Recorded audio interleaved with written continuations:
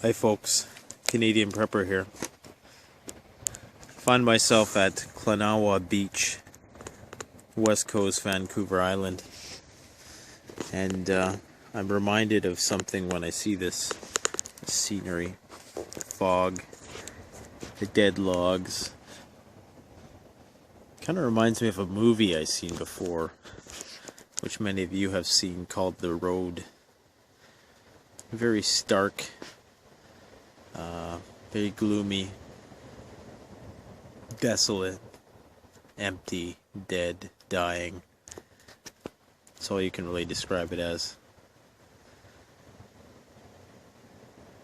And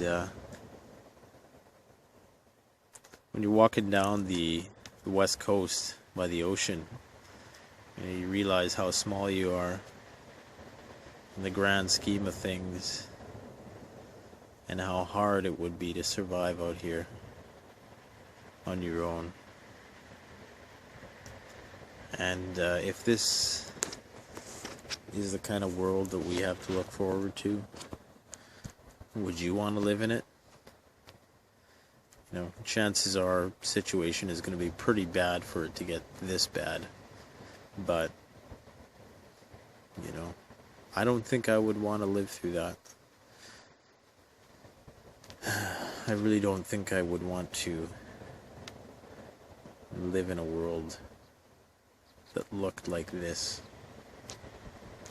or something that closely resembled it. Of course, minus the tree line back there that you see. You see these logs stacked up. Some minor vegetation in there. I don't think I'd want to live through this.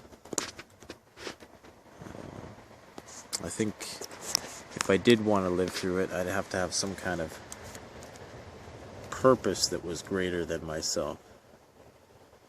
You know?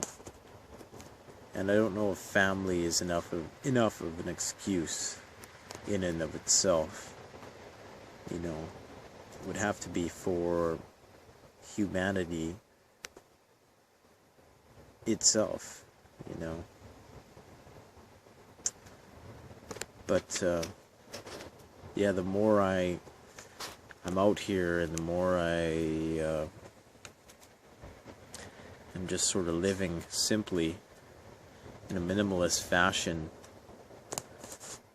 and the more I realize how hard it is to survive out here, even with the spoils of civilization.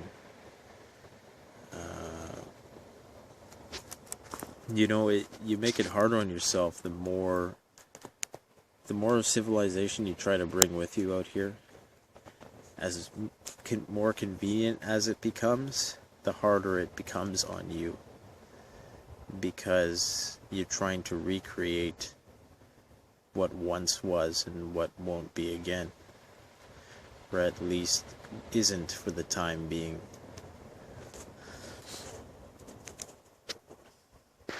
And so I found half the stuff that I packed for this trip get very little use, and it's really helped me fine-tune my needs, to understand my needs, what I actually need and what I don't need. And sometimes the simplest and most sentimental material items are all a person needs, and anything more than that can actually do more harm than good, because it makes you long for what you do not have, and it makes you soft. And in order to be in nature, you need to be one with nature, in the sense that in the Native American sense, in that you truly are living off the land in such a way that you're not resisting it. All the toys of civilization teach us to resist the land. The whole you know, all the material items and technology. Technology resists the flow of nature. And in order to be happy and satisfied out here, you can't rely on technology. You can use it to get your needs met for so long as it is functional. But you're not going to have a high satisfaction of life if you're not living simply enough, because what I've found is that too much complicates your life out here. There simply is not enough time. Like right now I gotta go wash dishes in the river. That takes time, you know, and that's something I'm gonna have to do if it goes this way long term, every day. And you know, I don't want it to happen. I almost don't. You know, were it a big worldwide, global, you know, scenario where all the nuclear plants went offline and everything became irradiated, I don't think I'd want to live through that. You know, pandemic, sure, you know, it's repairable, but nuclear meltdowns and shit like that, you know, just don't think I'd want to be there. On the bright side, the trip is going well, and